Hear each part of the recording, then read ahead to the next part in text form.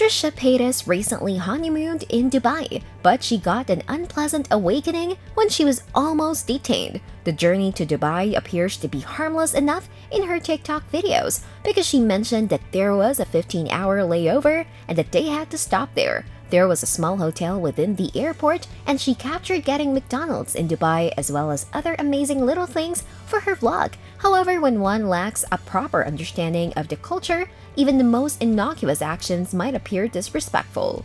Trisha was apparently mistakenly supposed to be there to do adult content, when in fact she was only there for a layover. However, Dubai is a Muslim country, and it is evident from her TikTok vlogs that she's not wearing a head covering. This wouldn't be such a big problem in any other airport, but this is Dubai, the same country that wanted to imprison Gigi Gorgeous a few years ago simply for being trans. Of course, they won't look kindly on anyone who doesn't respect their culture, and while Trisha's contempt wasn't intentional, the fact remains that it was extremely obvious. Trisha opted to return home since she didn't want to be arrested, and who can blame her? Nobody wants to go to prison in the Middle East for an infraction they did not intend to commit. She stated that she should not have selected a Muslim country for her honeymoon, which has many of us scratching our heads. Was she simply unaware that they lived in an entirely different culture? I mean, it's painfully obvious that Trisha isn't the most observant person on the planet,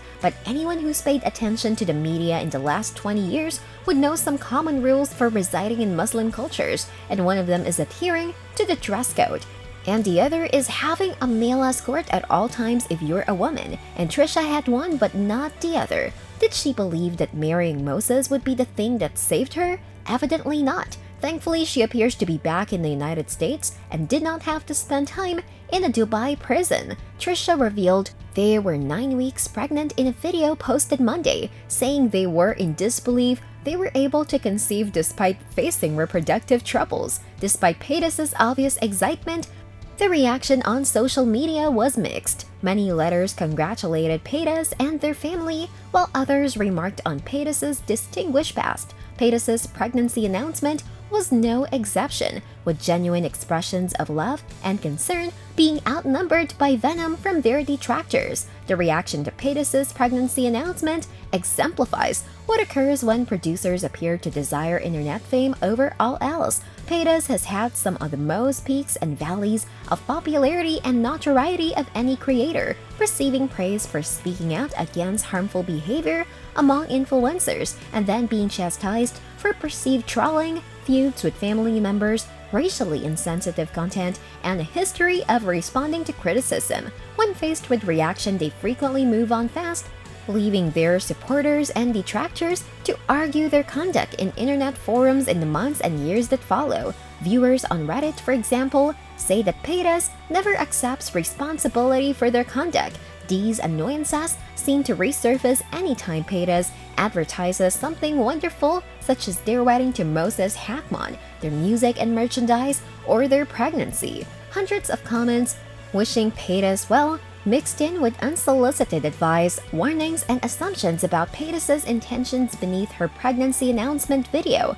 According to some, Paytas had a lot of mental growth and maturing to accomplish before becoming a father. Others expressed concern that Paytas would exploit the kid like an item for content, pleading with them to protect this youngster. Comments like "yikes for the infant" and "that kid has no chance" littered Paytas' subreddit discussion threads. Hopefully, CPS finds that happy and loving home for this child because it won't be with this nut job. One commenter commented, "Experts have told Insider that some online producers are destined to become supervillains of the internet. This occurs when their want to be noticed, whether for money, fame, or views, outweighs all other considerations." Paytas earlier told Insider that they had always wanted to be acknowledged, regardless of the reason. "I just have this insatiable desire for attention," they explained. Perhaps that's a negative thing, maybe it's not, but it's how I thrive. Alexandra Cromer, a therapist at ThriveWorks in Virginia who specializes in mental health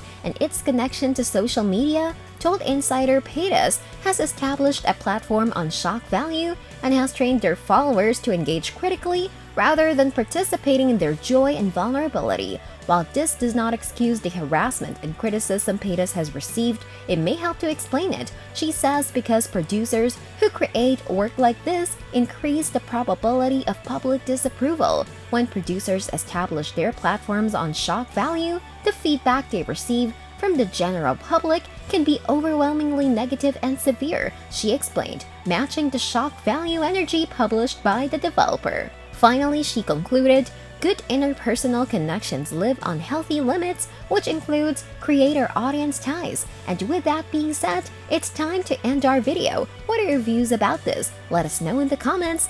Like this video and make sure to subscribe to the channel for more amazing videos like this. We'll see you in the next video.